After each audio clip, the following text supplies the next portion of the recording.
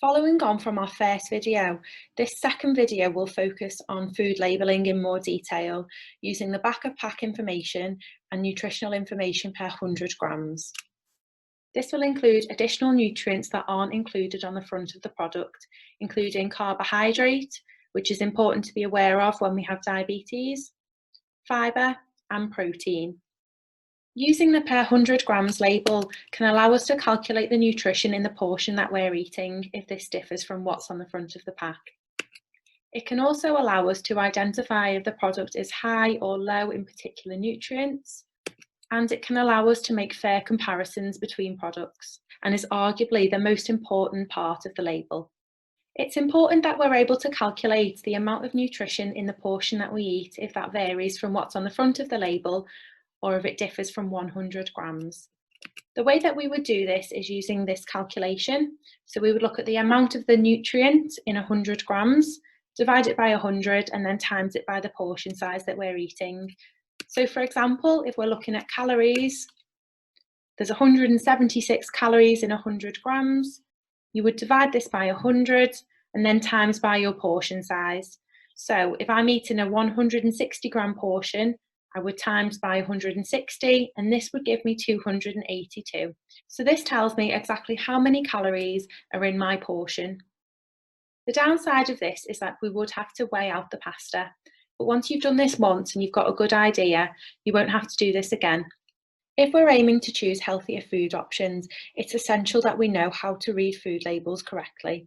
And this can be done using the per 100 grams to identify if the product is truly high or low in particular nutrients. This tool, which is called a decoder, helps us to identify if our food is high, low or medium in particular nutrients such as fat, sugars, saturates and salt, which we should be aiming to keep to a minimum. Using this can also be really useful if there's no traffic light system on the front of a packet, as is the case with this. It can also be really useful if there's no portion size on the front of the label or if our portion size is going to differ from what's recommended. When we're using this in practice, we want to have a look at the back of the label and looking at the per 100 grams section.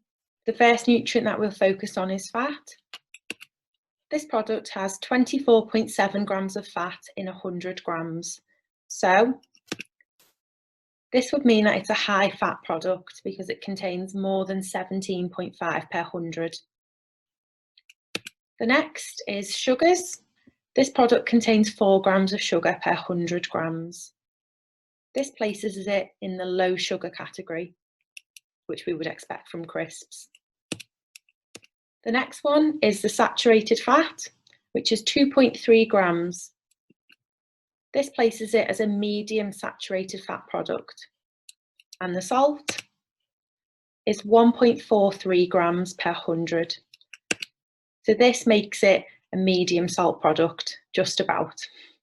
Although this product is low in sugar, there are a couple of ambers and it is very high in fat, which is in the red section. So something like this, we should be eating only occasionally.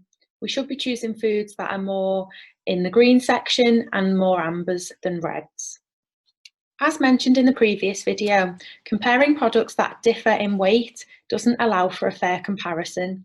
Therefore, if we use the per 100 grams label on the back of the pack, this will allow the comparison to be fair. So if we compare some different values, calories, we can see that this one is lower in calories than this. The fat content is less, carbohydrate is lower, and the salt content is also lower.